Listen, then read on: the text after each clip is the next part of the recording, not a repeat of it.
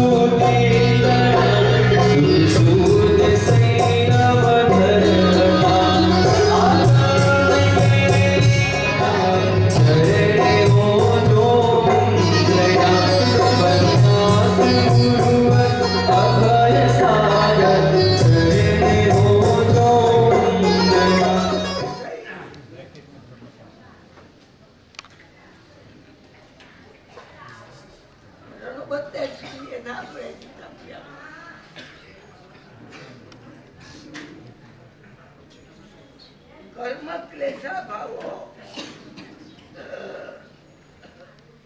यथा भवति एष परमात्मा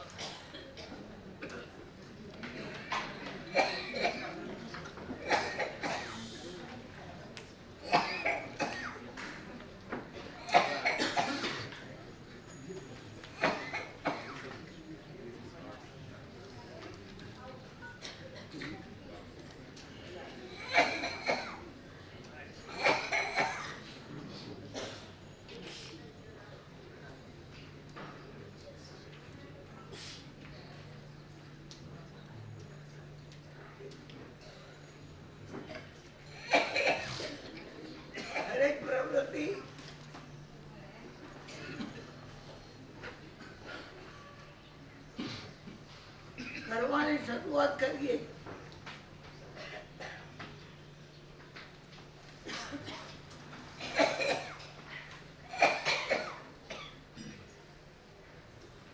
करता पहला एक लक्ष्य हो गया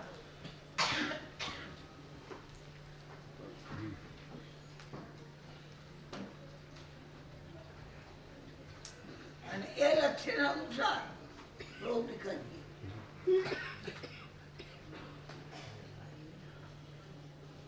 लक्ष्य क्या वो है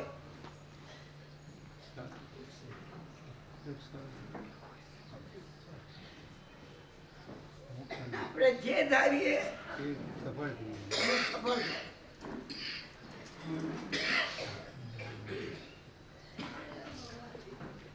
પત્તા રમતો હોય આ રીતે હું લક્ષ્ય હોય તો વેપાર કરતો હોય નુકસાન તો લક્ષ્ય હોય તો દરેકે દરેક ચીજમાં લક્ષ્ય સુંદર હોય સફળતાની પ્રાપ્તિ થાય એવું લક્ષ્ય હોય માનવ જીવન પ્રાપ્ત કર્યું. લક્ષ્ય કયું હતું?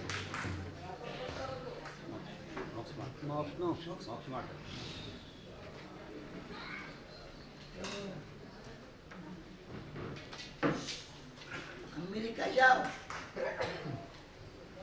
અને અમેરિકા સેવ ખરીદી લાવો. સેવ કેવું કહેવાય? મુંબઈ જાઓ ત્યારે પેડા લાવો, કેવો કહેવાય?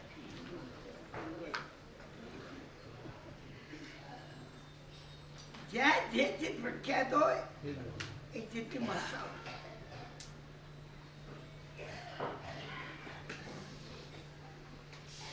માનવોમાં પ્રખ્યાત ચીજ કઈ છે?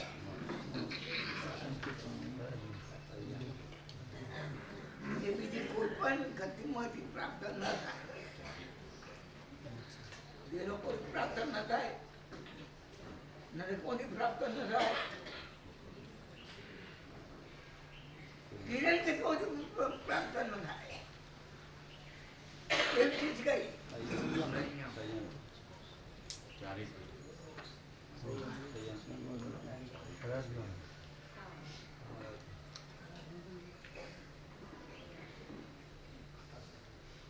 મોક્ષે ચીજ એવી છે, આ સુધી એક પણ આત્મા એ લોકોને મોક્ષ કયો છે? નરકમાં તો ડાયરેક્ટ મોક્ષ ગયો છે. હિરણ કીધું ડાયરેક્ટ મોક્ષ ગયો છે. માનવ ગતિમાં મેળવવા જેવી ચીજ કઈ છે? પુરુષન મહાપર્વ આવી રહ્યા. કેમ આવી રહ્યા?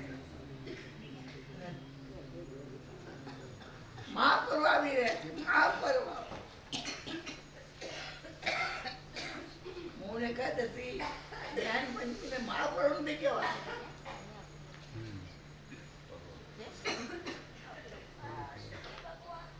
પુરુષોમાં કેટલા કલ્યાણ થયેલા ભગવાનના?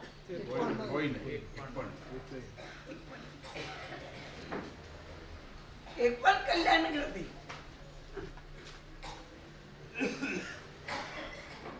જરા દીવો એટલા પવિત્ર છે.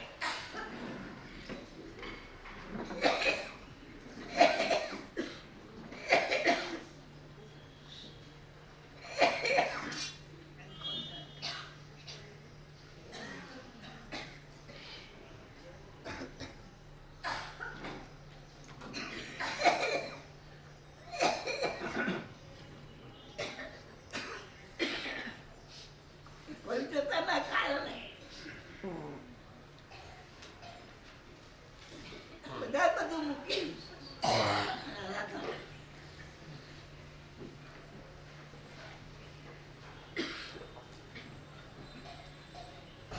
જૈનો,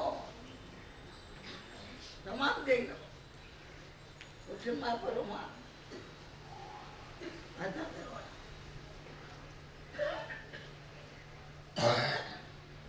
કૌશલ મહાપર્વના દિવસો પવિત્ર છે.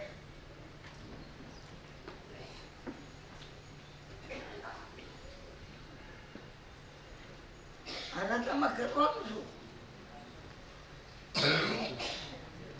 કૌશલમાં આરાધનામાં કરવાનું શું?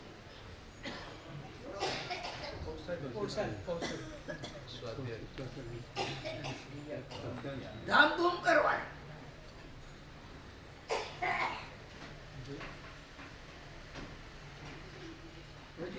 પોષણ કરે, પોષણ ના કરે એ શું કરે? આ ફોટા પ્રોડક્ટ કરે. બેન વગર વાગતા હોય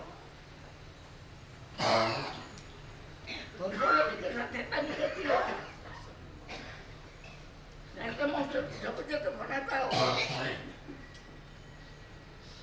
બધા સાથે કરતા હોય.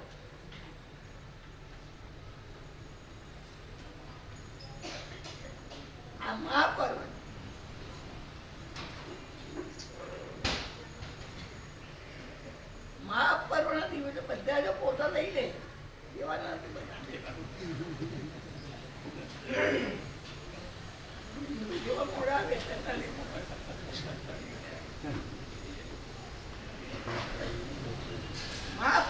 દિવસ હોય આરાધના ધામધૂમથી કરવાની. કેવી રીતે કરવાની? ધામધૂમથી.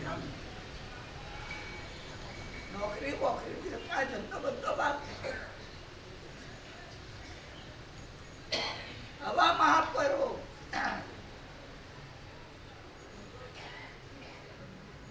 કેટલા દિવસે આવે? કેટલા દિવસ થયા? 3 દિવસ. 3 દિવસ. કેટલા દિવસ? 3. બુધ ગુરુ શુક્ર. શુક્ર. આખા 13 પોઝિશન છે. 13 પોઝિશન 12 પોઝિશન. મહાપર્વની આરાધના એકલા નહીં કરવાની, પરિવારથી જ કરવાની.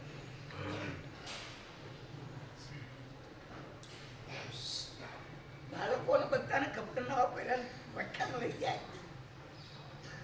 હવે નાના તમને ખબર છે અમારી મા પણ લઈ જાય.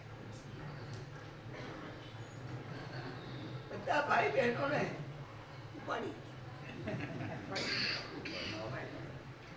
કોઈ છોકરા રમે ત્યાં એનો વાંધો નહીં, લઈ ગયો ને ક્યાં આજે બધું આ મહાપર્વ નામ જ શું છે? મહાપર્વ મોટું પર્વ, સૌથી મોટું પર્વ. આ મહાપર્વની આરાધના કરવા માટે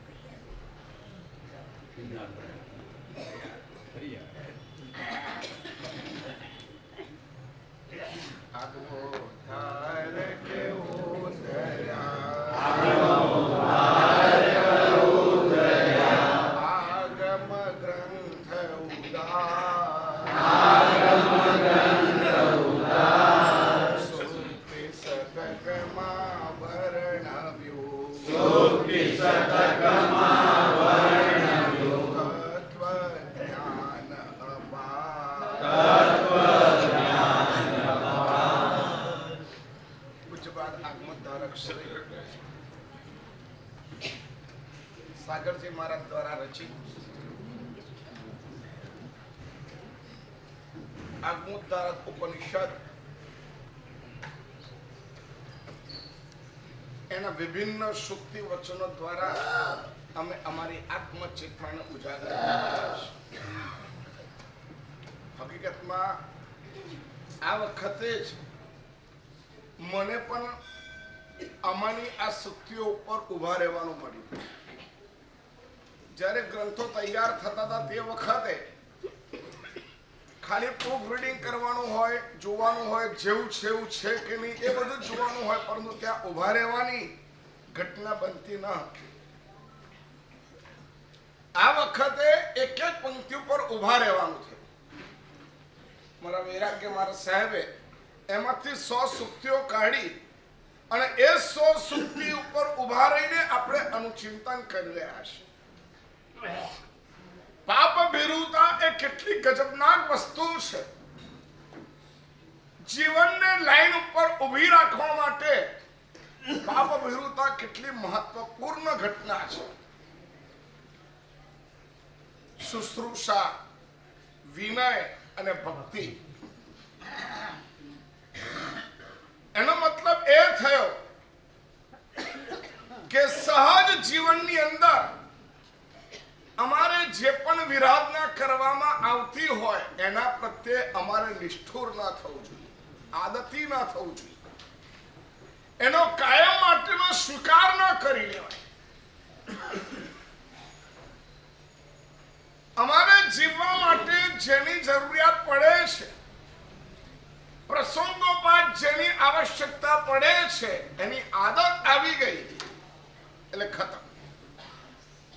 આદત ન પડવી જોઈએ. એનું નામ પાપ ભીરુતા છે.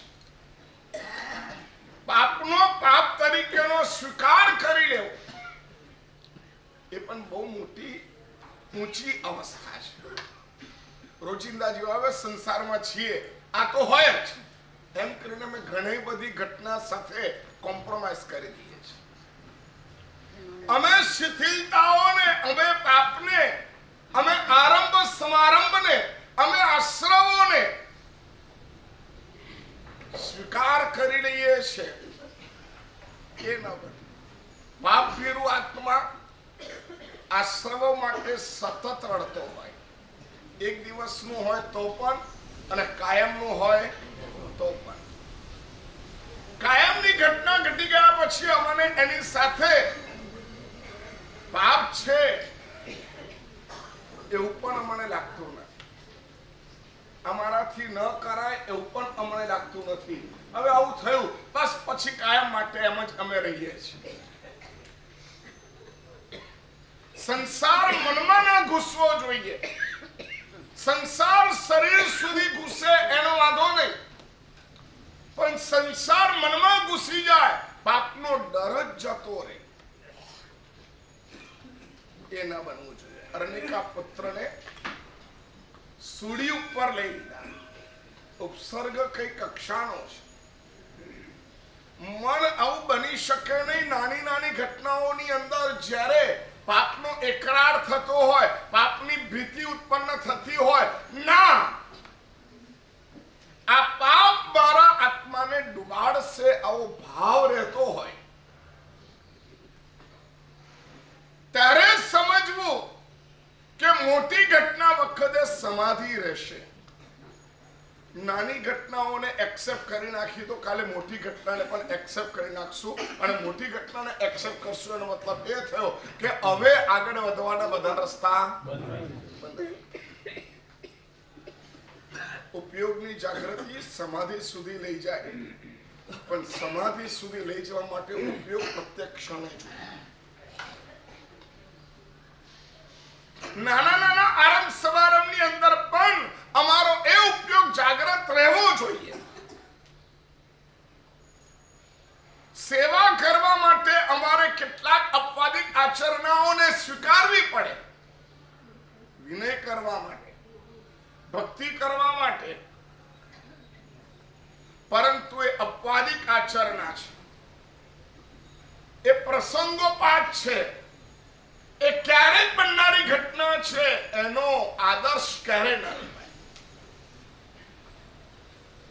એટલા માટે ક્યારેક ઇતિહાસ માટે આપણે ત્યાં લખવામાં આવેલી એક વાત છે કે ઇતિહાસમાંથી બોધપાઠ લેવાય, ઇતિહાસનું અનુકરણ ન કરાય.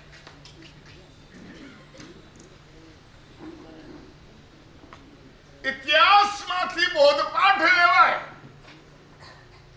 દ્રષ્ટાંતોનું અનુકરણ ન કરાય, સિદ્ધાંતનું અનુકરણ કરાય. જે સિદ્ધાંત હોય એનું અનુકરણ કરી શકાય, પરંતુ જે દ્રષ્ટાંત હોય એનું અનુકરણ ન કરી શકાય.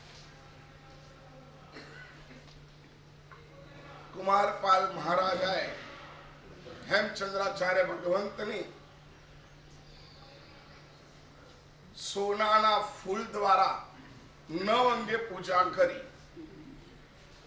આવું તમને કદાચ ઇતિહાસમાં મળે, ઇતિહાસમાં બન્યું પણ ન હોય, અને છતાં પણ જે સાંદર્ભિક ગ્રંથો હોય, જીવન ચરિત્રો હોય, એની અંદર ઘણી બધી વખત ઘણી બધી વસ્તુ મૂકી દેવામાં પણ આવતી હોય, પરંતુ એ વાંચ્યા પછી એનું અનુકરણ ના થાય. હેમચંદ્રાચાર્ય ભગવંતે પછી શું કર્યું એ લખવાનું ના હોય.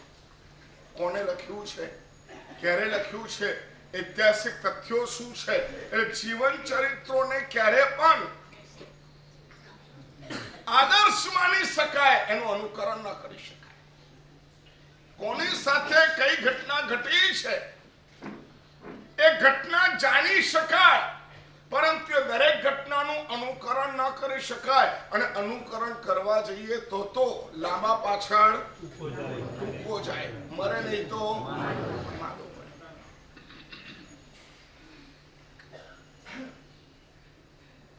કોઈ આચાર્ય ભગવંત હાથીના અંબાડી ઉપર બેસીને રાત સભામાં જઈને રાત સિંહાસન ઉપર બેસતા હતા. એટલે અમારે બેસાય આવે છે.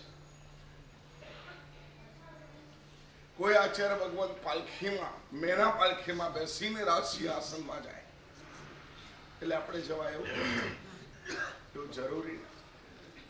એટલા બધા દ્રષ્ટાંતો બનેલા છે કે આ આચાર્ય ભગવંતે આવું કર્યું હતું, આચાર્ય ભગવંતે આવું કર્યું હતું. એ આચાર્ય ભગવંતના મિત્રદેવ મરી ગયા પછી, દેવલોકમાં ગયા પછી એમને આવીને એમની સાથે ને સાથે છત્ર ચાલે, એમની સાથે ને સાથે વાતાવરણ ચાલે, આવું ઘણી બધી ઘટનાઓ ઘટી હતી. એટલે તમે એવું ન કરી શકો. દ્રષ્ટાંતોનો આધાર લઈને સિદ્ધાંતથી વિમુખ આચરણા ન કરાય. દ્રષ્ટાંતોનો આદર્શ લઈને સિદ્ધાંતથી વિરુદ્ધ આચરણા ન કરી શકાય. ગુરુ દ્વારા સંમત થયેલો આચાર હોય તો પણ એ આચાર કાયમી છે કે પ્રસંગોપાત છે એનો નિર્ણય લેવો પડે. એક વખત ગુરુ મહારાજે કોઈ પ્રસંગને આધારે કીધું હોય એટલે એને કાયમ માટે તમે સ્વીકારી લો એવું ન બની શકે. ઘટનાઓ પ્રાસંગિક હોય છે અને સિદ્ધાંતો ત્રૈકાલિક હોય છે. ઘટનાઓ ક્યારેક ઘટતી હોય છે એના આધારે સિદ્ધાંતને કાયમ માટે જોડી ન લઈ શકાય. ક્યારેક હીરસુરી મહારાજને એકલા છુપાઈને ભાગવું પડ્યું હતું. આવી ઘટનાઓ જોઈને શું વિચારાય? તમને ઇતિહાસની બનેલી ઘટનાઓની નોંધ આપવું ને તો આશ્ચર્ય થઈ જાય. એવી બધી ઘટનાઓ ઘટી છે. મંત્રના પ્રભાવે શું થતું હતું, લેપના પ્રભાવે આચાર્યોએ શું કર્યું હતું, પણ બધું પ્રસંગોપાત એનું અનુકરણ કરી શકાય. વિક્રમ મહારાજા જાય અને સામેથી સિદ્ધસેન દિવાકર સુરજી ભગવંત પધારે અને ત્યારે વિક્રમ મહારાજા એવું કે આ માણસ કેટલો હોશિયાર છે, કેટલો વિદ્વાન છે, હું જરા જોઈ લઉં એમ કરીને મોઢું આમ કર્યું અને મનથી એને નમસ્કાર કર્યા. મનથી નમસ્કાર કર્યા અને મોઢું આમ કર્યું, હાથ પણ નહીં જોડ્યા અને મનથી નમસ્કાર કરી દીધા. સિદ્ધસેન દિવાકર સુરજી ભગવંત કે હાથ ઊંચો કરીને કીધું, ધર્મરાજ વિક્રમ મહારાજા. એટલે વિક્રમ રાજા કે મેં કેને નમસ્કાર કર્યા છે? જેને મને મનથી નમસ્કાર કર્યા એને મેં કાયાથી ધર્મલાભ આપ્યો. ખ્યાલ આવે છે? આ સિદ્ધસેન દિવાકર સુરજી બનેલી ઘટના અને આ ઘટનાથી પ્રભાવિત થઈને વિક્રમ રાજાએ 1 કરોડ સુવર્ણનું દાન કર્યું. હેમ સિદ્ધસેન દિવાકર સુરજી. સિદ્ધસેન દિવાકર સુરજી કીધું, મારે રૂપિયા ચાલે નહીં, મારે 1 કરોડ સુવર્ણને કરવાનું નહીં, મારે જોઈતા નથી, મારાથી ન લેવાય. મેં નક્કી કરી દીધું તમને આપ્યા એટલે હવે તમારે રાખવા. એમને સંઘને કીધું, એક કામ કરો, જે જૂના દેરાસરો છે એને જીર્ણોદ્ધાર કરો અને સાધારણિકોમાં આ વાપરી લો. એમ કરીને એ છૂટા થઈ ગયા. હવે એ દ્રવ્ય ક્યાં જાય? હવે ત્યાં ગાડી આ ઘટનાની સાથે સિદ્ધાંતને જોડવાની વાત આવે તો એ પ્રશ્ન એટલા બધા ઉભા થઈ જાય કે ક્યાં જાય?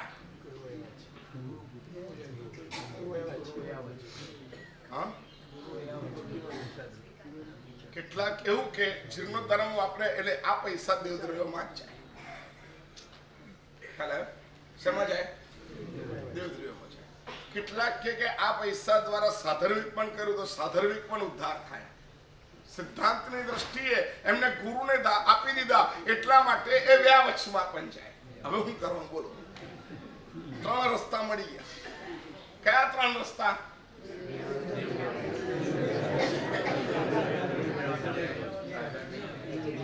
એક દેવદ્રવ્યમાં ગયા, એક સાધર્મિકમાં ગયા એટલે સાધારણ થઈ ગયા અને એક વ્યાવચમાં ગયા. આ ત્રણેયની વાત તમને ત્યાં ગાડી સમજવા મળે. હવે ક્યાં જવાનું? હવે એનું અનુકરણ કરીને આપણે અહીંયા ગુરુ પૂજનમાં આવેલા પૈસા હોય અલબત્ત એક અંગે પણ ગુરુની વાસક્ષેપ દ્વારા પૂજા કરવાની નથી.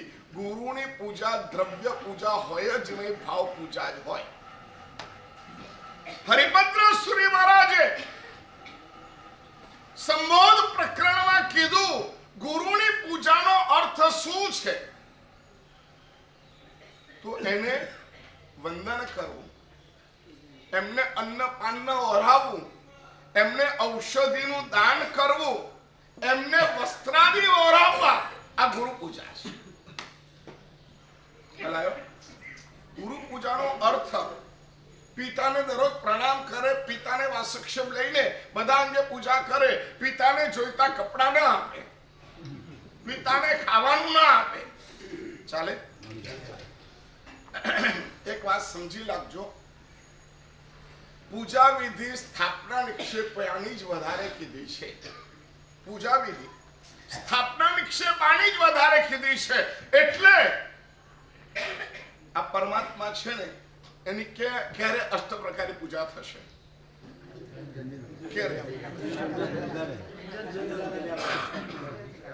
ધ્યાનપૂર્વક સમજો. એક બહુ જ પ્રવાહી ટોપિક ઉપર આપણે આવી ગયા છે. અંજન સળગ થયા પછી એવું કેમ? ત્યારે જ પ્રાણ પૂરાય છે. પ્રાણ ક્યારે પૂરાય? અંજન સળગ કેવલ્યાન કલ્યાણક થાય એટલે. ચલો, કેવલ્યાન કલ્યાણક થયું એટલે હવે એની અષ્ટ પ્રકારે પૂજા થાય. પ્રાણ આવી ગયા, હવે થાય? ભાઈ તમને ખબર પડી ને, પરમાત્માનું 2 અને 22 મિનિટે અંજન શલાકા થવાની સોનાની સડી લઈને ગુરુ ભગવંતે અંજન કરી દીધું. હવે અંજન થઈ ગયું, પ્રાણ પ્રતિષ્ઠા થઈ ગઈ. હવે પરમાત્માની અષ્ટ પ્રકારે પૂજા કરવી હોય તો થાય કે ન થાય? બોલો. આ બધા નોલેજ રાખો યાર. આ બધું સિદ્ધાંતિક નોલેજ છે, એને થોડુંક સમજવાની કોશિશ કરજો. જન્મ કલ્યાણક, જવન કલ્યાણક થયું, જન્મ કલ્યાણક થયું, દીક્ષા કલ્યાણક થયું, કેવલ જ્ઞાન કલ્યાણક થયું. હવે આ ભગવાનનું નિર્વાણ કલ્યાણક કરાય કે ન કરાય? જો પ્રાણ આરોપિત કર્યા છે અને હવે તમે નિર્વાણ કલ્યાણક કરો, એનો અર્થ શું થયો? પ્રાણ ગયા. ખ્યાલ આવ્યો તમને? તો પ્રાણ રખવાના અને પૂજા કરવાની, કે નિર્વાણ કલ્યાણક ઉજવવાનું અને પછી પૂજા કરવાની? હે ભગવાન, હું ગુજરાતીમાં બોલવું સમજ તો પડે કે ના પડે? મેં એટલે કીધું આ પ્રદૂષણ પહેલા છે, મારે તમારે 6 મુદ્દા સમજાવવાના છે.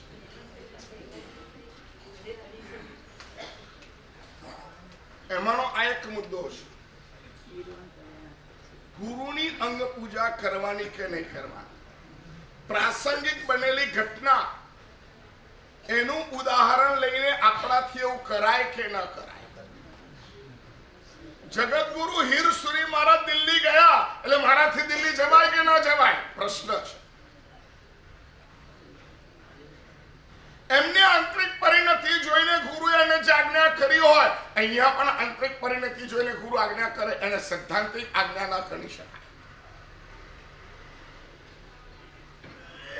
1 કરોડ સુવર્ણ આવ્યું, કયા ખાતામાં જશે એ આ ઘટના ઉપરથી નક્કી ન કરી શકાય.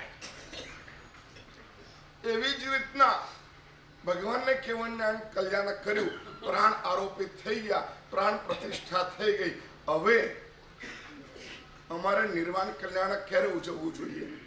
કે જ્યારે પરમાત્માને પ્રતિષ્ઠા કરી દઈએ, કાયમ માટે પૂજાય, ખંડિત જેવા થઈ જાય, ત્યારે નિર્વાણ કલ્યાણક કરીને અભિષેક કરીને એને દરિયામાં પધરાવા જોઈએ. બરાબર? તો પ્રાણ આરોપિત કર્યા અને તરત પ્રાણ તમે નિર્વાણ કલ્યાણક કર્યું. અને નિર્વાણ કલ્યાણક કર્યું એટલે શું થયું? પરમાત્માનું નિર્વાણ થઈ ગયું. એટલે જે પ્રાણ આરોપિત કર્યા હતા એ પ્રાણ જતા રહ્યા. હવે અમે પડીને વાત, હું થોડુંક ધીરે અને વધુ પૃષ્ઠવેશન એટલા માટે કરું છું કે ભેજામાં બરાબર ઉતારજો.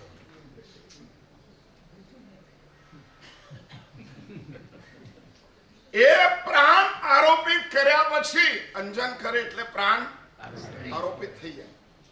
હવે પ્રાણ છે અને અમારે પૂજા કરવાની કે પ્રાણ ન હોય ત્યારે પૂજા કરવાની?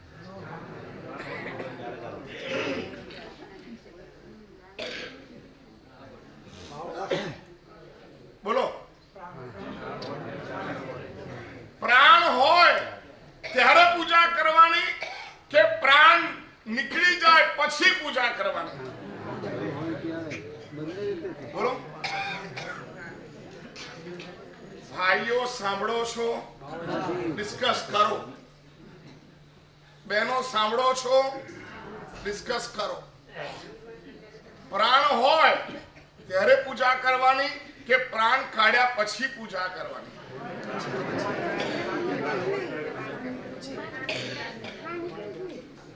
શું પ્રાણ નીકળે નહીં? આરોપિત થઈ શકે, નીકળે નહીં એવું? પ્રાણ અંદર મૂકી શકાય પછી કાઢી ન શકાય તો નિર્વાણ કલ્યાણકમાં થાય શું? નિર્વાણ કલ્યાણકમાં વિધિ છે અને એ વિધિથી પહેલાની વિધિથી પ્રાણ આવી ગયા ખરા અને હવેની વિધિથી પ્રાણ જાય નહીં. એટલે નિર્વાણ કલ્યાણક કર્યા પછી પણ એ પરમાત્મા પ્રાણ છે.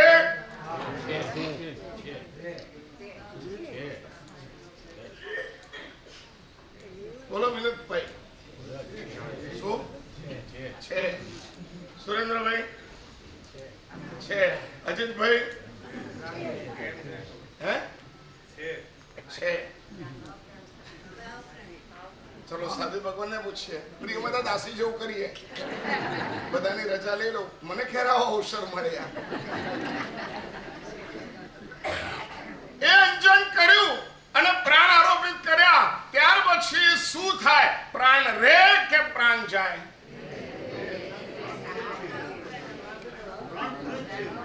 પ્રાણ પૂરે કેવલ્યાણ વખતે, બરાબર ને?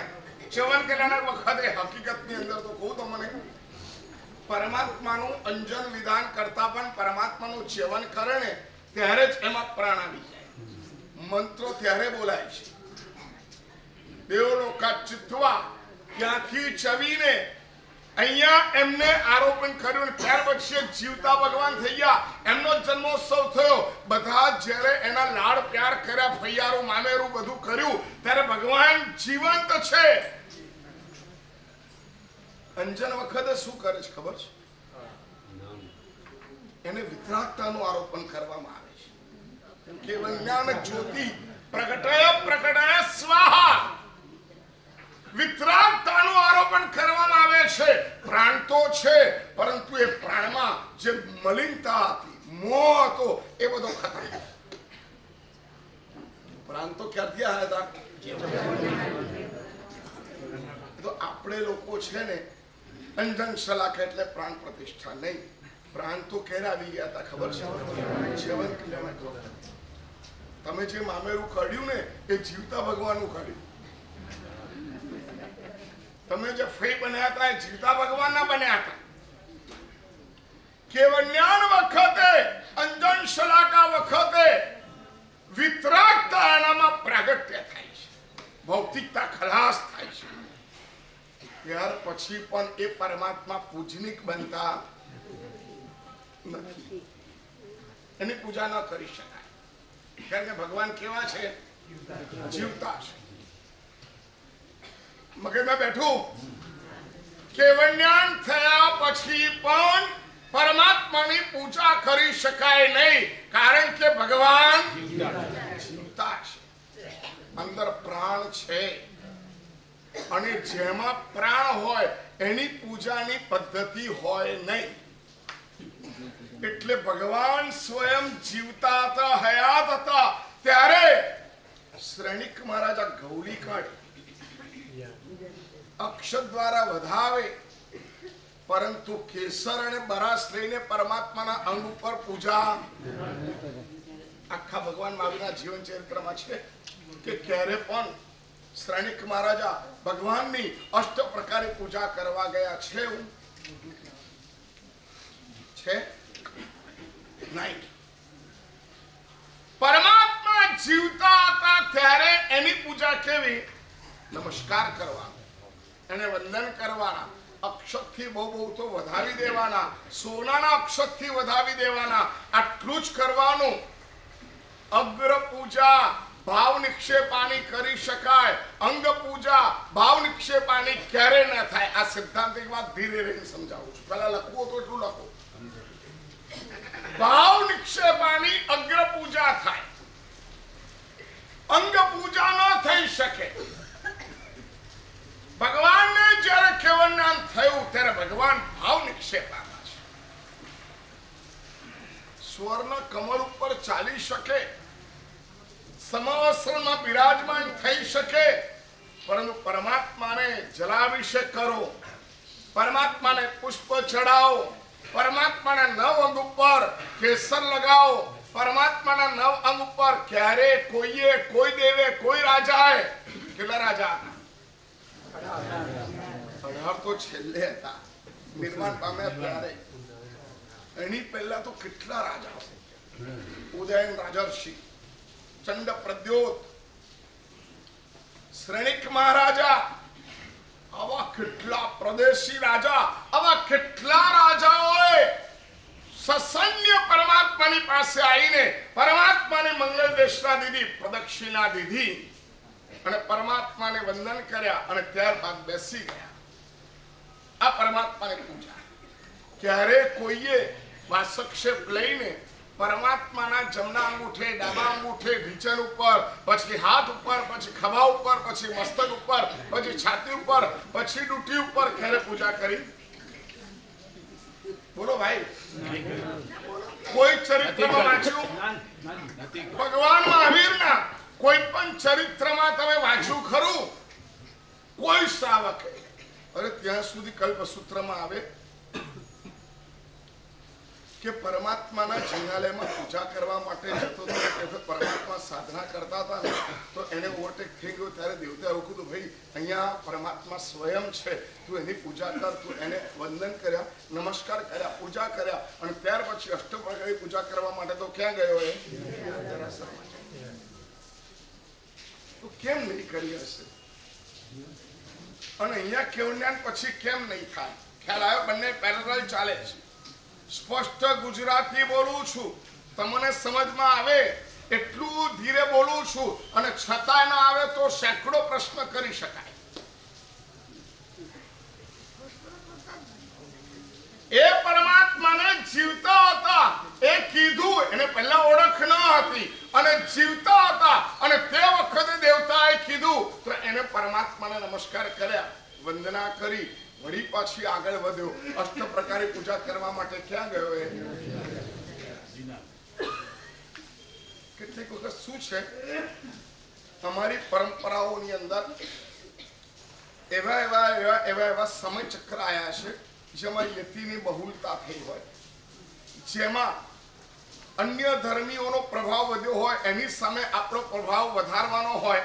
આવા કેટલાક પ્રાસંગિક પ્રસંગો બન્યા અને એમાં આવી ઘણી બધી ઘટનાઓ ઘટી ગઈ હોય. બ્રાહ્મણો જ હોય, રાજાને કહી દીધું હોય આ જૈન સાધુઓ ગંદા રહે છે તો ત્યાં આગળ ડબલ પાણીથી હાથ ધુએ, ડબલ પાણીથી પગ ધુએ. શેના માટે? તો એનો અર્થ એ થયો કે અમારે હાથ પગ ધોવાય, મોઢું ધોવાય. સિદ્ધાંત ના બની શકે. પ્રાસંગિક વસ્તુ હતી, બની ગઈ. જરૂરિયાત હતી અને થઈ ગઈ. એ જરૂરિયાત પૂરી થઈ ગઈ એટલે તમારે એમાંથી બહાર નીકળી જવા. અમે શું કરીએ છીએ, આવી ઘટનાઓને સિદ્ધાંત બનાવી દઈએ. હીરસુદી મહારાજે આમ કર્યું હતું, હેમચંદ્રાચાર્ય ભગવંતે આવું કર્યું હતું, યશો વિજય મહારાજે આવું કર્યું હતું અને આવું કર્યું હતું એટલે હું પણ એવું સિદ્ધાંત મના કરે. પરમાત્મા જીવતા હતા ત્યારે પણ કોઈ પણ તીર્થંકર પરમાત્માની અંગ પૂજા થઈ નથી અને એ સિદ્ધાંત અંજન સલકમાં એપ્લાય થાય. જીવન કલ્યાણક થયું, પૂજા નહીં. જન્મ કલ્યાણક થયું, પૂજા નહીં. દીક્ષા કલ્યાણક થયું, પૂજા નહીં. કેવળજ્ઞાન કલ્યાણક થયું, પૂજા નહીં. કેવળજ્ઞાન થઈ ગયું તો પણ પૂજા નહીં કરવાની. એના પછી વળી પાછું એક કલ્યાણક આવે. કયું? નિર્વાણ કલ્યાણક. અને નિર્વાણ કલ્યાણકમાં પરમાત્માના 108 અભિષેક થાય, નિર્વાણનો મંત્ર બોલાય, એના દ્વારા જે પ્રાણ આરોપિત કરવામાં આવ્યા હતા એ પ્રાણ સમયાંતરે છોડી દેવામાં આવે અને ત્યાર પછી એનાથી વાસિત પરમાત્મા થઈ જાય. ખ્યાલ આવ્યો? વાસિત રહે. વાસિત એટલે પ્રાણ એ પ્રતિમામાં આવ્યા હતા અને એમાંથી પરમાત્માની આખી પ્રતિમામાં જે ચૈતન્યનો અજવાસ રહ્યો એ રે પ્રાણ જતા. અને આવું કરવાથી થયું શું ખબર છે? ભગવાન જે ભાવ નિક્ષેપે હતા એના બદલે ભગવાન સ્થાપના નિક્ષેપ ઉપર આવ્યા. આમાં ભગવાન હતા. શું કહેવાય? આમાં ભગવાન હતા. સ્થાપના નિક્ષેપ આવે એટલે શું? આ ફોટો અને આપણે એના વચ્ચે ફરક શું? હયાત વ્યક્તિનો પણ ફોટો હોય તો આમનો આ ફોટો છે તો એ સ્થાપના નિક્ષેપ છે. ખ્યાલ આવ્યો? અને હયાત વ્યક્તિ એ કયા નિક્ષેપે થયું? જે વ્યક્તિ હયાત છે એ કયો નિક્ષેપ થયો? ભાવ. એમનો ફોટો, એમનું સ્ટેચ્યુ, એ બધું કયો નિક્ષેપ થયો? તો હયાતને રોટલી દાળ ભાત શાક ખવડાવાય, ફોટાને રોટલી દાળ ભાત શાક ખવડાવાય? ખવડાવાય ના. હવે પરમાત્માનો નિર્વાણ કલ્યાણક થયું એટલે જે પ્રાણ મૂક્યા હતા ને એ પ્રાણ લેવાઈ ગયા અને એ પ્રાણથી એનામાં જે ચૈતન્યની શક્તિ રહી એ શક્તિ હવે રહેવાની, કાયમ માટે રહેવાની. અને એટલા માટે પરમાત્મા એની પ્રતિમા ભાવ નિક્ષેપમાંથી કયા નિક્ષેપમાં આવી ગઈ? સ્થાપના નિક્ષેપ. હવે સ્થાપના નિક્ષેપની પૂજા થાય. કયા નિક્ષેપની પૂજા થાય? ગુરુની મૂર્તિ હોય તો એ મૂર્તિને વાસક્ષ પૂજા આદિ તમે કરો તો કરી શકાય. પરંતુ ગુરુ જીવતા હોય તો શું કરવાનું? વંદન. ગુરુ વંદન ભાષ્યમાં ગુરુની જેટલી મર્યાદાઓ મૂકી છે ને એ ભાવ નિક્ષેપની મર્યાદાઓ છે. ગુરુની પ્રતિમાજીને બેન અડી શકે કે ના અડી શકે? બોલો. ગુરુ મહારાજની પ્રતિમાજીને બેન એ વાસક્ષ પૂજા કરવા માટે અથવા તો એમને આશીર્વાદ દેવા માટે અડી શકે કે ના અડી શકે? એક જવાબ નથી આવ્યો. અડી શકે કે ના અડી શકે? અડી શકે. બોલો, અડી શકે કે ના અડી શકે? અડી શકે. કેમ કે કયો નિક્ષેપો છે? હવે ત્યાં અડી શકે તો ભાવ નિક્ષેપાને અડી શકે? સમજ પડી? હવે સમજ પડી? કોઈ સાધુ ભગવાન કે કોઈ સાધુ ભગવાન કાલ કરી ગયા ત્યાર પછી એને સાધુ ભગવાન હોય તો શ્રાવક અડી શકે? અડી શકે? અને કોઈ સાધુ ભગવંત હોય તો બેન અડી શકે? પાછળ અડી શકે? હા. કેમ ભાઈ? કેમ અડી શકાય? હવે એ જ વસ્તુ એના પ્રાણ હોય અને તે વખતે જીવતો હોય તો અડી શકે? ફરક પડ્યો? ભાવ નિક્ષેપ અને સ્થાપના નિક્ષેપ વચ્ચે ફરક પડ્યો કે ના પડે? ભાવ નિક્ષેપો છે તો નાડી શકાય. અને હવે જ્યારે પ્રાણ ચાલ્યા ગયા ત્યારે કયો નિક્ષેપ થઈ ગયો? સ્થાપના નિક્ષેપ થઈ ગયો. અને સ્થાપના નિક્ષેપ થઈ ગયો તો એને એના વ્યવહારો આખા જુદા છે. ગુરુવંદન ભાષ્યમાં ગુરુ સાથેના જેટલા વ્યવહારો કીધા છે એ ભાવ નિક્ષેપ એને આશ્રિત છે, એ દ્રવ્ય નિક્ષેપ એને આશ્રિત નથી, એ સ્થાપના નિક્ષેપ એને આશ્રિત નથી. અને એટલા માટે ત્યાં ગાડી એ પરિપાલન કરવાનું, 3.5 હાથ દૂર રહીને વંદન કરવાનું. હવે ભાવ નિક્ષેપ આવ્યો, ગુરુ મહારાજને વંદન કરવું હોય મેરુ પર્વત પર ભગવાનનો અભિષેક થાય છે. અભિષેક જ્યારે જીવતા ભગવાનનો અભિષેક દેવો દ્વારા થાય છે ને. શું મેરુ પર્વત પર એ છે ને અશુચિ નિવારણનું આખું કૃત્ય છે. એમાં પૂજા નથી. ખ્યાલ આવ્યો? અભિષેક એ પૂજા ના, એ સ્નાન છે. એનો શ્લોક પણ તમે જોશો ને તો સ્નાન શબ્દ આવશે, અભિષેક શબ્દ નહીં આવે. જેમ કે 56 દી કુમારિકા પણ છે, બધું કરે છે. કર્ણ સૂચિ કર્મ જલ કલશે નવરાવતી, નવરાવો શબ્દ છે. હવે અત્યારે તમે કહો કે હું ભગવાનને નવરાવાને 1 મન, ભગવાનને નવરાવાને 10 મન, એવું બોલાશે? કેમ? સ્નાત્રમાં શબ્દ છે ને. અરે ભાઈ, સ્નાત્રમાં શબ્દ છે ને. જલ કલશે, એક કલશથી જો નવરાવતી હોય તો હું પણ કલશથી નવરાઈ શકું કે નહીં? બહુ સરસ મજાનો પ્રશ્ન કર્યો તમે. 56 દી કુમારિકા કલશ દ્વારા નવરાવતી હોય તો મારે પણ શું કરવાનું? ભગવાનને નવરાવાના કે નહીં નવરાવાના? બોલો, નવરાવાના? હા, નવરાવાના. જ્યારે જન્મ કલ્યાણકના અભિષેક હોય ત્યારે નવરાવાના. ખ્યાલ આવે? પરંતુ ભાવ નિક્ષેપો આવી ગયો ત્યાર પછી નવરાવાના નહીં. ત્યાર પછી શું કરવાનું? પ્રક્ષાલ પણ નહીં બોલવાનું. શું બોલવાનું? અભિસિંચનમ. હું પરમાત્માને અભિષેક કરીને મારા આત્માનું અભિસિંચન કરું છું. આ ભાવ છે. પ્રક્ષાલ શબ્દ પણ આપણો રિયલી નથી. ધોવાનું, પ્રક્ષાલ એટલે ધોવું. એ ધોવું એ પણ રિયલ શબ્દ નથી. મેં ફળ મૂક્યું એ પણ રિયલ શબ્દ નથી. ફળ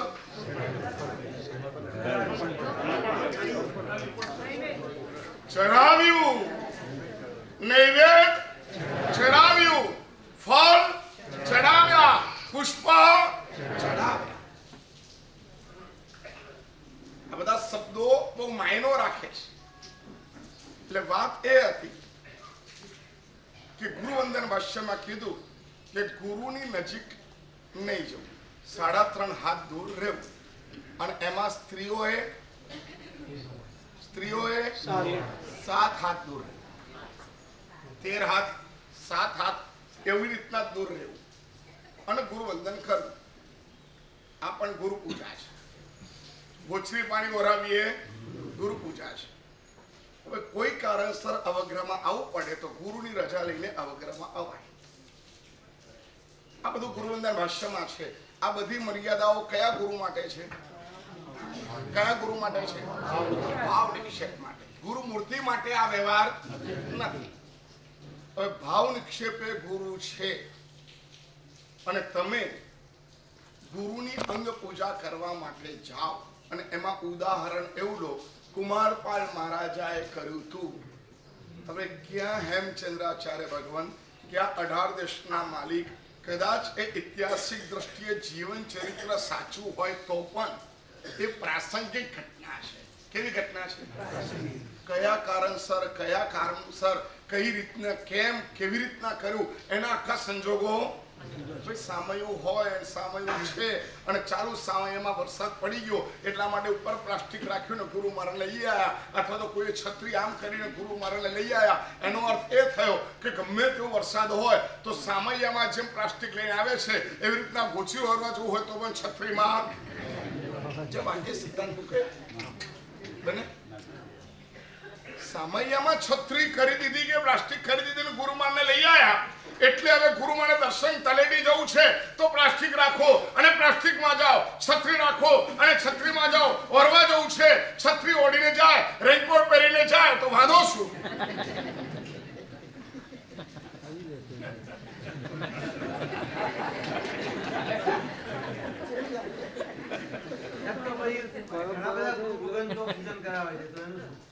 ત્યાં તો હું આવું છું, ત્યાં તો હું આવી રહ્યો છું. થોડીક તો ધીરજ ધરો, હજી તો રસ્તામાં છું. હજી રેનકોટ ઉપર આયા, પ્લાસ્ટિક પર આયા, છત્રી પર આયા. મતલબ એ થયો પ્રાસંગિક ઘટનાઓનું ક્યારે પણ અનુકરણ કરાય. પ્રાસંગિક ઘટના ઠીક છે. અરે એક વાત કહું તમને, સિદ્ધાંતમાં તો ત્યાં સુધીની લાઈન છે કે સ્તવનો કયા બોલવા એના સંદર્ભમાં એક લાઈન બહુ સરસ મૂકવામાં આવી છે પ્રવચન સારોદ્ધારની અંદર, કે પરમાત્માના પણ સ્તવનો એ જ ગવાય કે જે ઔદાયિક ભાવના ન હોય પરંતુ ક્ષયોપસ્વિક ભાવના પરમાત્માના આચારોનું વર્ણન હોય એ જ સ્તવનો બોલાય. એટલે થોડાક શબ્દો અઘરાયા એટલે તમને કહું કેમ પરમાત્મા એને લગ્ન કેવી રીતના કર્યા, પરમાત્માએ લગ્ન ઉત્સવ કેવી રીતના વર્ણવ્યો, એ બધાનું વર્ણન વધારે કેમ નથી આવતું? એક લાઈન આવે ભગવાનને વસુદાની યાત્રાનું આટલું મોટું લાઈન છે, પરમાત્માના લગ્ન કેટલી લાઈન? જશોદા સાથે લગ્ન થયા, બસ પૂરું થઈ ગયું. એ કેમ વધારે ચર્ચ્યું નહીં? કારણ કે આવા મોટા રાજા હોય તો એના લગ્ન પણ કેવા હોય, ઠાઠમાઠથી થયા હોય, એનું વર્ણન છે. જન્મ કલ્યાણનું બહુ વર્ણન, પરમાત્માનો જન્મ થયું, ઘર ઘરમાં તોરણ બંધાયા, દીવા બંધાયા, આ થયું તે થયું, બધું ઘણી બધી વાતો છે. પરંતુ પરમાત્મા લગ્ન કેવા થયા? પરમાત્માએ હમણાં કેટલાક માણસોએ આના પણ પુસ્તક બહાર પાડ્યા, યશોદા સાથેનો સંવાદ. અલ્યા ભાઈ, તું વિદ્વાન નહોતો, ઘણા બધા વિદ્વાન થઈ ગયા. યશોદાની સાથે પરમાત્માએ કેવી રીતના વાતો કરી, શું કર્યું, એની સાથે કેવી રીતના ગોળગપ્પા કર્યા અને કેવી રીતના એને છોકરા પેદા થયા, આ બધી વસ્તુનું વર્ણન ન હોય. ઔદાયિક ભાવ છે, ભોગાવાળી કર્મથી નિયત થયેલું ભાવ છે, એનો વધારે વર્ણન ન હોય. સમજ પડી? એ ઔદાયિક ભાવ કહેવાય. કર્મના ઉદયથી જે થનારી ઘટના હોય એને કયો ભાવ કહેવાય? એના વિશેષ વર્ણનો ન હોય. અરે એટલા માટે આપણે જે હાલડું કહીએ છે ને, એને પણ ગીતાર્થ આચાર્ય ભગવંતો તો ના પાડી છે. ચૂંટી ખણશે ગાલ, હાલો હાલો ને હાલો, આ બધાનું વધારે વર્ણન કરાય નહીં. કેવી રીતના મામા આવતા હતા, કેવી રીતના ફોઈ કરતા, એને લાડ પ્યાર કેવું કરતા હતા, આ બધો ઔદાયિક ભાવ છે. કયો ભાવ છે? પરમાત્માનો ક્ષયોપસ્વિક. આટલામાં સમજી જાવ તો બધું સમજી ગયા ને, મને ખબર જ છે ને. પરંતુ હવે સાયમન ના નથી પાડી, સિદ્ધાંત હવે સાયમન નામ આપશું તો કે કોઈ એવું કે હવે એને શું સમજ પડે? હવે કેનારા મળે ભાઈ, હવે કેનારા મળે. પરંતુ પ્રવચન સારોદ્ધાર નામના ગ્રંથમાં જે એવું કીધું કે ભગવાનના ઔદાયિક ભાવની ચર્ચા જે સ્તવનોમાં હોય એ સ્તવન તમારે ગાવું નહીં. ભાવાવેશ છે, ભાવાવેશ છે, અને એમાં ક્યારેક આવું ગવાઈ પણ જાય, બની પણ જાય. કોઈ વ્યક્તિગત ચિંતન કરે ત્યારે આવું બધું બની પણ શકે. હે ભગવાન, તમે જ્યારે દીક્ષા લીધી હશે ત્યારે નંદીવર્ધન આટલું રડ્યો તો યશોદા કેટલું રડી હશે, યશોદાનો વિલાપ કેવો હશે, એમ કરીને કદાચ કોઈ ચિંતન કરતા કરતા કાવ્ય બની જાય, સ્તવન બની પણ ગયું. પણ ઠીક છે, વ્યક્તિગત. નંદીવર્ધનને જે લાગ્યું ને કલ્પસૂત્રમાં લખ્યું, યશોદાને લાગ્યું એ નથી લખ્યું. તો યશોદાને કશું લાગ્યું નહીં હોય? બોલો તો. એની દીકરી પ્રિયદર્શના, એને કશું થયું જ નહીં હોય, એ ભગવાને લપેટે નહીં ગયું હોય, નહીં તમારે નથી આવવાનું, તમે મારા પપ્પા છો, તમારે દીક્ષા ન લેવા, એવું નહીં થયું હોય? બોલો જલ્દી. નંદીવર્ધનને જો આવું થાય, નંદીવર્ધનને જો આવું થાય તો એની પત્નીને, એના દીકરાને કેટલું બધું થતું હોય, પરંતુ એ લોકો નહીં બોલ્યા, એ બધું નોંધવામાં નહીં આવ્યું. કેમ? અરે માતા પિતા જીવતા રહે ત્યાં સુધી હું દીક્ષા નહીં લઉં, એના ઉપર પણ શાસ્ત્રમાં બહુ મોટી ચર્ચાઓ થઈ. કેમ? અને આને નોંધમાં લેવાય કે ન લેવાય? પરંતુ છે ને, તમે લોકો ભણતા નથી, અને ત્યાર પછી જે પ્રચારમાં આવે ને પછી પાછું એને ચુસ્તતા ગણી લો. આ બહુ મોટી ભ્રમણા છે આપણા સમાજની. અને ત્યારબાદ પરમાત્માનું સ્તવન પણ ઔદાયિક ભાવનું ન ગવાય, ક્ષયોપસ્વિક ભાવનું હોય, પ્રાધાન્યતા હોય, એ જ સ્તવન ગવાય. આ સિદ્ધાંત છે. એ સિદ્ધાંતને ગુરુદેવ અભય સાગરજી મારા સાથે વધુ પુષ્ટ કર્યો અને લોકોને કીધું. એટલે એવું કહેવાય કે અભય સાગર જેવું કહેતા હતા, નહીં. અભય સાગરજી મહારાજ ક્યારે પોતાના ખિસ્સાનું, પોતાના ઘરનું કહેતા ન હતા. કયું કહેતા હતા? સિદ્ધાંતમાં હોય કહેતા હતા, જે પરંપરામાં હોય કહેતા હતા. મૂળ વાત પર આપણે આવીએ. ભાવ નિક્ષેપાની પૂજા અલગ આચાર છે અને સ્થાપના નિક્ષેપા પૂજાનો અલગ આચાર છે. અત્યારે આગમ મંદિરમાં જે જીનાલયમાં પરમાત્મા છે, આપણે પૂજા કરીએ છીએ, એ પરમાત્મા કયા નિક્ષેપમાં છે? કયા નિક્ષેપમાં? એ પરમાત્મામાં પ્રાણ છે નહીં.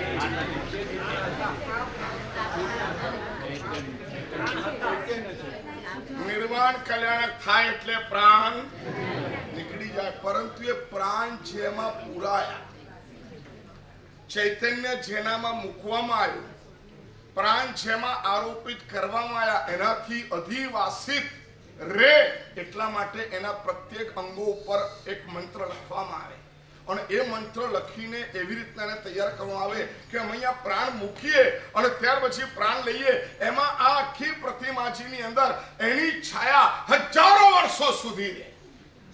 ખ્યાલ આવ્યો?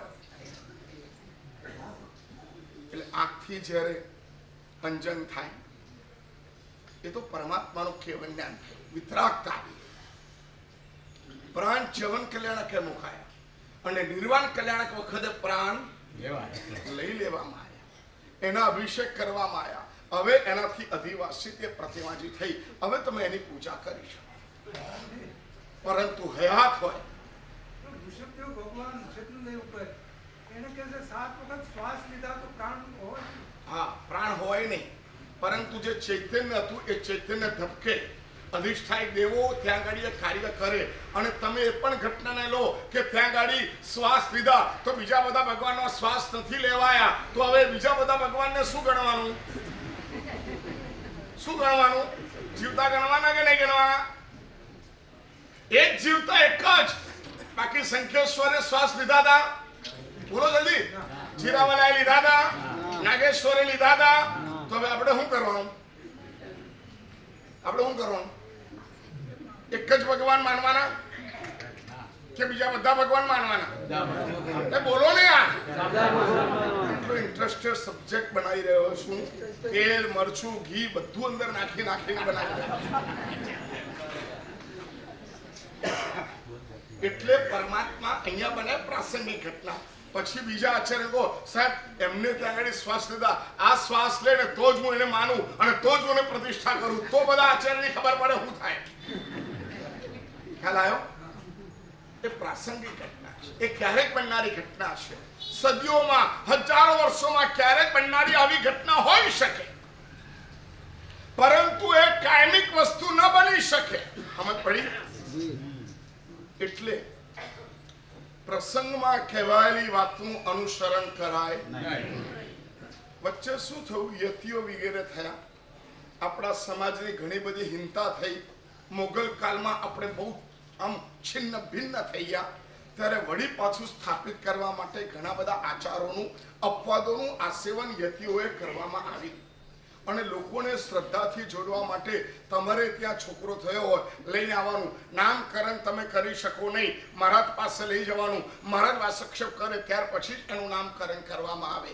આ બધી નિયમો સમાજમાં કરીને છેલ્લે તમને અને અમને અમારી પરંપરાને જોડવા માટેના ઘણા બધા રસ્તાઓ થયા, જે યતિ પરંપરામાં કહેવાય. કઈ પરંપરામાં? એ લોકોએ બહુ મહેનત કરી.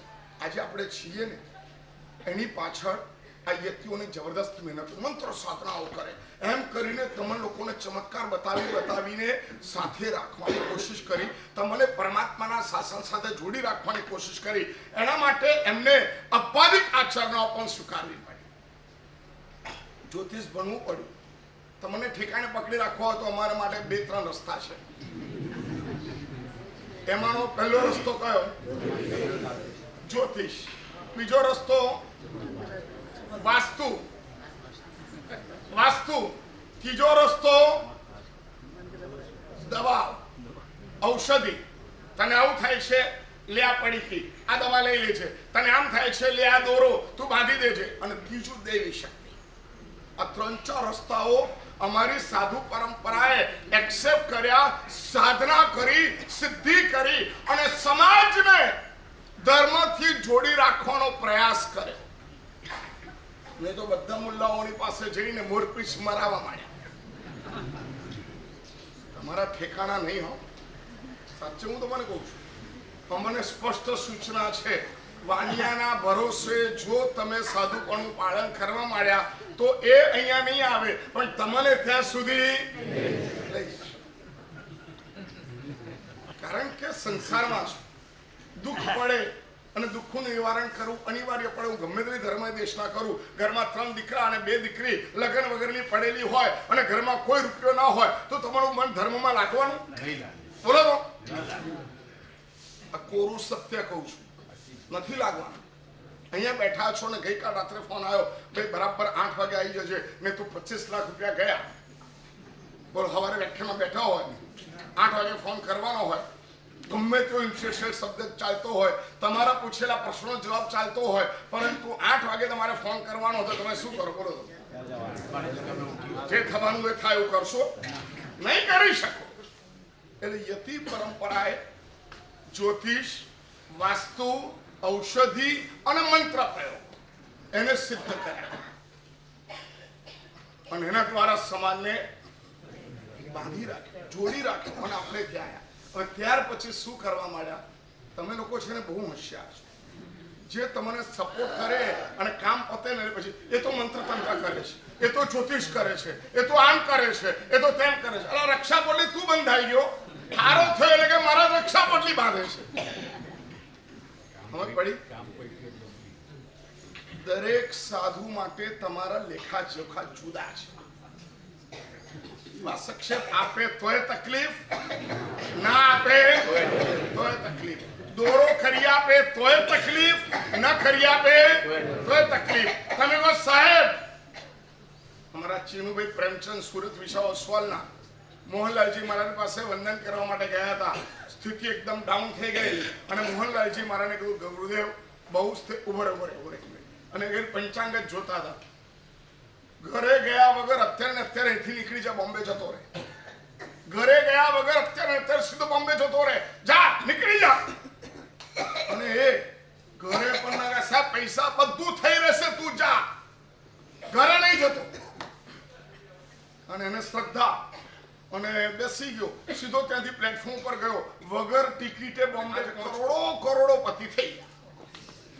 આ વાલકેશ્વર બાબુ અમિતચંદ પણાલાલનું દેરાસર, ક્યાં ગયા અમારા અંજુબેન? એમને તે વખતે કહી દીધું કે આ વાલકેશ્વરની ટેકરી એ સોનાની ટેકરી થવાની છે. એટલે કે સોનું ન થાય, પરંતુ એનો ભાવ સોના કરતા ચડિયાતો થઈ જાય, આવું કહી દીધું. આ બધું જાણતા, આવું શીખી ગયા. સમાજને બાંધી રાખવા. હવે આવું કરે તોય તકલીફ અને ન કરે તો તકલીફ બીજે જતો. અમારે પણ અમારા ક્લાયન્ટોને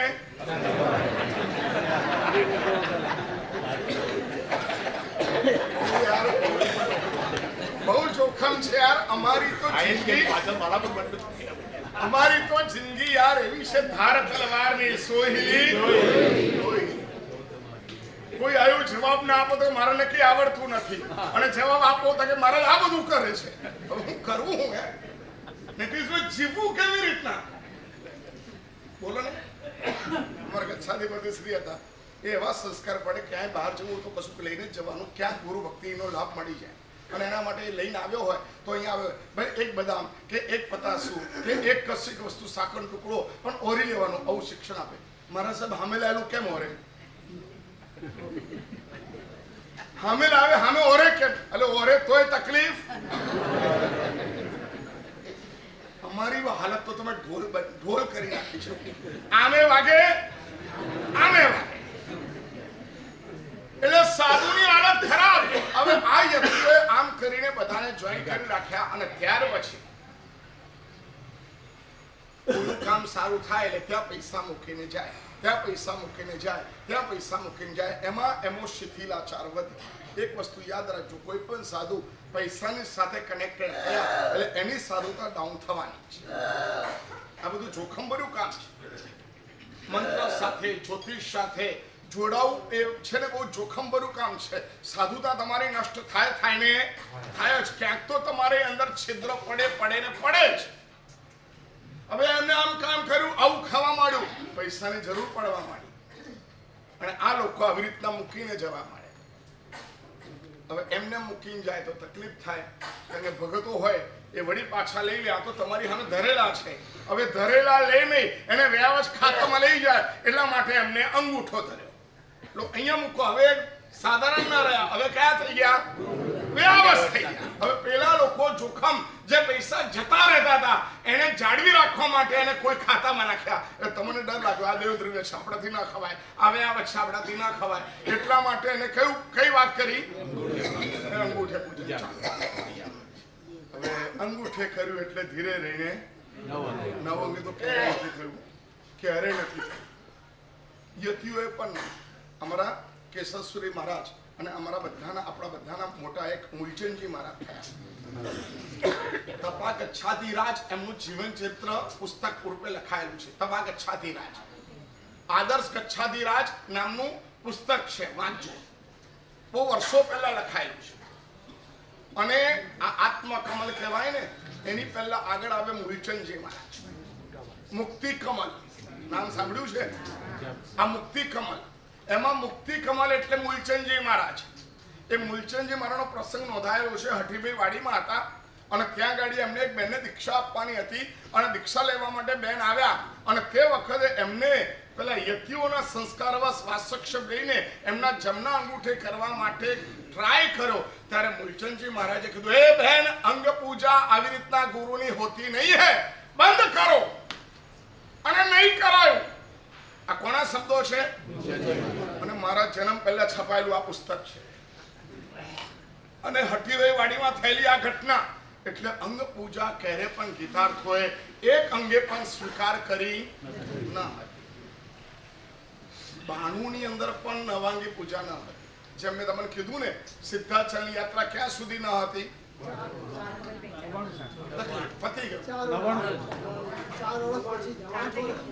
તેથી નીકળ્યા પછી 4 વર્ષ પછી જ્યારે કાર્તક સુદ 14 અને પૂનમ બંને ભેગી આવી ત્યારે સવારે એમને પૂનમ કરી અને હાજે ત્યારે આ પ્રશ્ન આવ્યો. પ્રતિક્રમણ પહેલા તો પૂનમ તો ઠીક, પણ પૂનમની આચરણા કેવી રીતના થાય?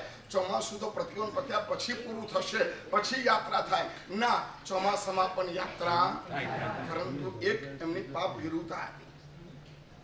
કોની? જેમને આવી પરૂપના કરી એમની એક પાપ ભીરુતા એ હતી કે એ પરૂપના કરી પરંતુ પોતાનામાં આચરણમાં ન લાગે. એમના પછી 92 પછી એમને પાલિતાણામાં 4 થી 5 ચાતુર્માસ કર્યા. પન્ના રૂપામાં ચાતુર્માસ કર્યું હતું. હું ને ગુરુદેવ શ્રી બધા ગયા હતા અને એમને રૂબરૂમાં સાહેબે પૂછ્યું હતું ટામેટા ખવાય કે ન ખવાય? સાહેબ શું કીધું એમને? ન ખવાય. આ શબ્દ વાપર્યા હતા. એમને અહીંયા આટલા ચાતુર્માસ કર્યા પરંતુ એ ચાતુર્માસમાં ક્યારે પણ પરૂપ ના કરે. અને હજી પરૂપ ના કરે છે પણ 99 નથી કરાવતા. નહીં તો યાર હારું ને, ચોમાસું બેઠું 99 ચાલુ થાય પંજોન સુધીમાં 99 પૂરું થઈ જાય, પણ એ 99 રાખે તો વ્યાખ્યામાં આવે કોણ? એટલે 99 યાત્રા ના રાખી. અને એમને પણ ક્યારે પણ યાત્રા કરવા માટે ગયા નહીં. અમારા ઊંઝાના એક પૂનમચંદ ભાઈ હતા, એ એમના ચોમાસું કરવા માટે આવેલા હતા અને પૂનમચંદ ભાઈએ આવી પ્રશ્નોત્તરીમાં કીધું, સાહેબ યાત્રા થાય ને? હા થાય, એમાં કોઈ વાંધો નથી, જાણી જોઈને ન થાય, પરંતુ પાલિતાણા આવી ગયા હોય તો યાત્રા કરવા માટે જવાય. સ્પેશિયલ યાત્રા કરવાના ઉદ્દેશ્ય ન જવાય. તે વખત એમની પાપ ભીરુતા આટલી હતી. આવું કહેતા હતા કે આવી ગયા હોય, કદાચ વેપાર ધંધો કરવા માટે આવી ગયા હોય અને ત્યાં તીર્થક્ષેત્ર હોય તો યાત્રા કરી લેવાય. આવી પરૂપના હતી, હળવી હતી. કાર્તક સુદ પૂનમના બચાવ માટે પરૂપિત થઈ ગયેલી આચરણા હતી કે ચોમાસામાં યાત્રા થાય. એ પરૂપના હતી ને, એ પ્રાસંગિક હતી. 14 પૂનમના બચાવ માટે હતી. એટલે સિદ્ધાંત નહોતો, એટલે એનો ઢીલો લૂલો લંગડો જવાબ અપાતો હતો. આચરણા પણ લૂલી રંગડી થતી હતી. ભાઈ વેપાર ધંધો કરતા કરતા તમે પાલિતાણા ગયા હોય અને તે વખત તમને ટાઈમ હોય એમને બેસી રહો તો યાત્રા કરાય. પહેલી પરૂપના આવી હતી. પેલા પૂનમચંદ ભાઈ કીધું, ગુરુદેવ ગુરુ સાથે પદચર્ય વિમલગીરી. તો એક કામ કરો સાહેબ, આપ પધારો, આપની સાથે અમે પણ યાત્રા કરવા માટે આવી. એને કીધું, ના, સાધુથી ન જવાય. સાધુથી ન જવાય એવું અમને કહી દીધું. અને ત્યાર પછી અત્યાર સુધી પણ એ આચરણાઓ રહી. એક જ સાધુએ ભૂલ કરીને તો એમના ગચ્છાધિપતિ શ્રીએ પ્રાયશ્ચિત આપ્યું, ભાઈ આ જોમમાં આવીને હોંશ ગુમાવવાની નહીં, શ્રાવકોને મોકલાય, કારણ કે એ લોકો તો નરકમાં જવાના જ છે એવું સમજતા હશે. એટલે બીજું પાપ કરે તો વાંધો નહીં, પણ આપણે તો મોક્ષમાં જવાના, આપણાથી ન જવાય. પોતે બચી ગયા તો મને ડૂબાડ્યા. ડૂબાણમ તારયાણમ આવું કર્યું, પરંતુ ગયા નહીં. અને કદાચ કોઈ ગયું ને તો એને પ્રાયશ્ચિત કર્યું. અહીં સુધીનો ઇતિહાસ યાત્રાનો છે. એવો જ ઇતિહાસ આ અંગ પૂજાનો છે. પ્રેમસુરી મહારાજ, દાનસુરી મહારાજ, નેમિશ્વરી મહારાજ, એના કરતા પણ મોટા મુક્તિ વિજયજી મહારાજ, એ બધાએ એક અંગે પણ પૂજા, ગુરુ પૂજા કરાવી ન હતી. ત્યાર પછી કહેવાતા જગતગુરુ કહેવાતા ત્યારના એમને 92 માં તિથિ કાઢ્યા પછી, ચોમાસાની યાત્રા કાઢ્યા પછી, શાયદ ન ભૂલતો તો વાપીની અંદર છે કે નહીં, વાપીના પુણ્યાત્મા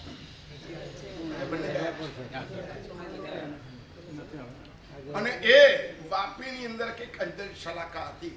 અને ત્યાં પહેલી વખત શ્રાવકોને તો ભાવ છે ને તમે ધારો એમાં લાવી શકો. તમે ખરેખર બહુ બદ્રિક છો, કારણ કે તમે અભન છો.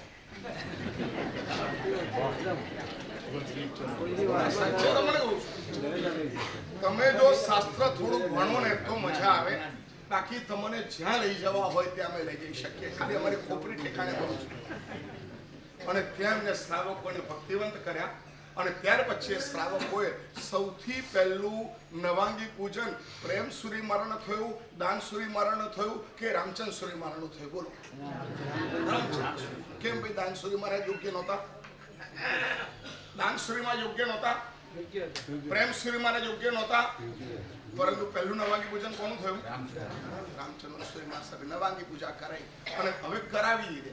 અમારે સાધુ મહારાજ છે, વિદ્વાન હતા. એ એવું કે આપણે લોકોને છે ને આગળ પોથી એટલે શાસ્ત્ર આગળ રાખીને આપણે કામ કરવાનું. અને કેટલાક સાધુઓ શું કરે, પાછળ પોથી રાખે, આચરણા કરી દે, પછી આચરણને સિદ્ધ કરવા માટે શાસ્ત્રના અર્થોના અનર્થ કરીને પાઠો આપે. પછી બહુ વિવાદ થયો. ત્યાર પછી પ્રેમસુરી મહારાજ સાહેબે પિંડવાડાની અંદર પટ્ટક બનાવ્યો. વાંચજો, એમના ગુરુ ભગવંત. અને એમાં એમને લખ્યું, અરે આરતી કરાવતા હતા તો એમાં લખ્યું કે હવે જીવતા સાધુએ આરતી કરાવવી નહીં, આ બધું કરાવવું નહીં, તિથિ ભેદ સંઘમાં ભેદ ઉભો કરવો નહીં, ઝઘડા કરવા નહીં. આખો પટ્ટક બનાવ્યા પછી, એમને આખી વ્યવસ્થા બનાવ્યા પછી કસ્તુરબાઈને બોલાયા અને કસ્તુરબાઈને કીધું, આ પટ્ટક તમારી પાસે રાખો, હું જ્યારે ન હોઉં ત્યારે આ ખોલજો અને ત્યાર પછી પટ્ટકનું અમલીકરણ કરજો. ખ્યાલ આવ્યો? કેટલો ડર હશે યાર ગુરુને. કોનાથી? અને ત્યાર પછી નવાંગી પૂજા ચાલુ થઈ. આરતી ઉતારવાનું તો પછી બંધ રહ્યું. ઉતારી છે 5-10 જગ્યાએ એમને ઉતારી પણ છે. અમારા છાણીની અંદર એક સક્રી ફઈ કરીને હતા, એ એવું કે આરતી અમે આવી રીતના ઉતારતા હતા. અને ત્યાર પછી પાછું નવું આવ્યું, લૂંછનું, પૈસા લઈને ગુરુમાજ ઉપર આરામ કરીને મૂકવાના, આવી રીતના લૂંછનું એવો પણ શબ્દ આવ્યો હતો. આવી બધી ઘણી પરંપરામાંથી આ એક તિથિ ભેદ નીકળ્યો, એમાંથી યાત્રા થાય નીકળ્યું. અને એમાંથી પછી આગળ વધતા શું નીકળ્યું?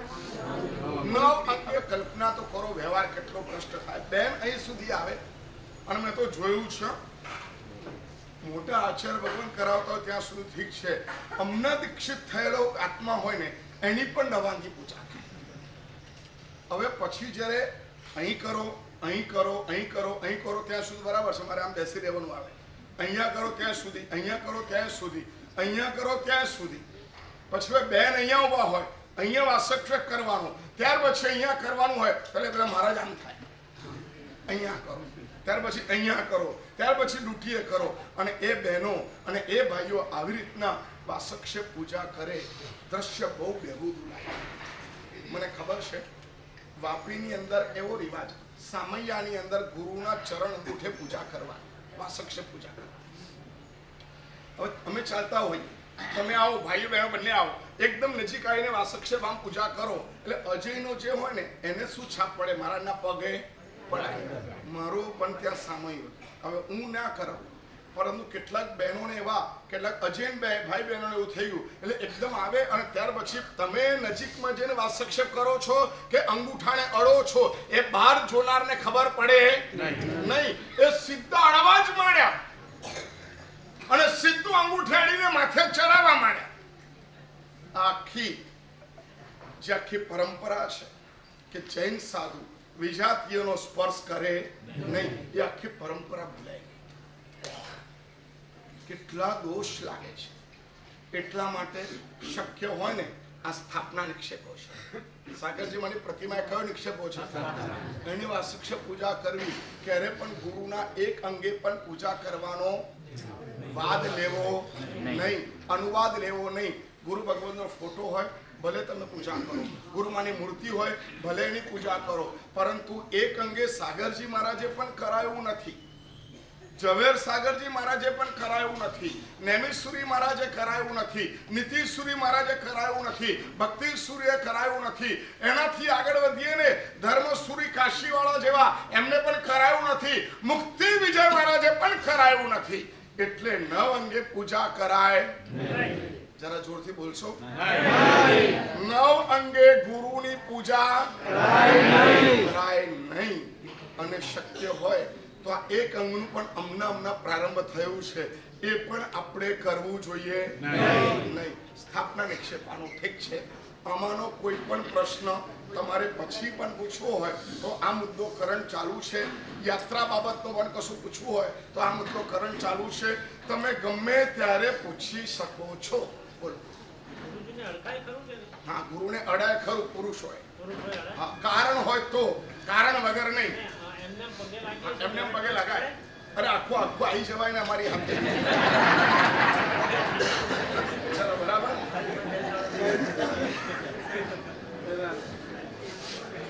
સાધુ મહાત્મા ગોત્રી લઈને નીકળ્યા હોય, વરસાદ જોરદાર ચાલુ હોય, અમારી પાસે છત્રી હોય તો ઉપયોગ એને કરાવાય?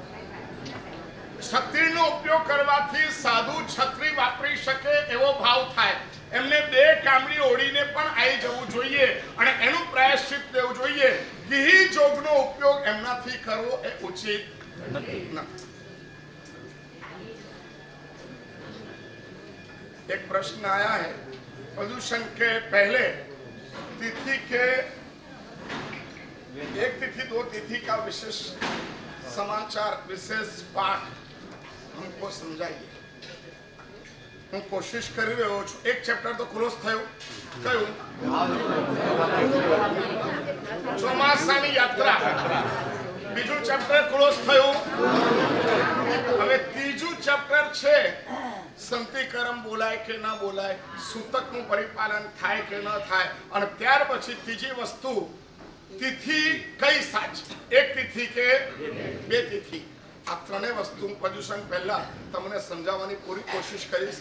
1 મિનિટ માટે આપણે હાથ જોડીને આજની પંક્તિ લઈએ.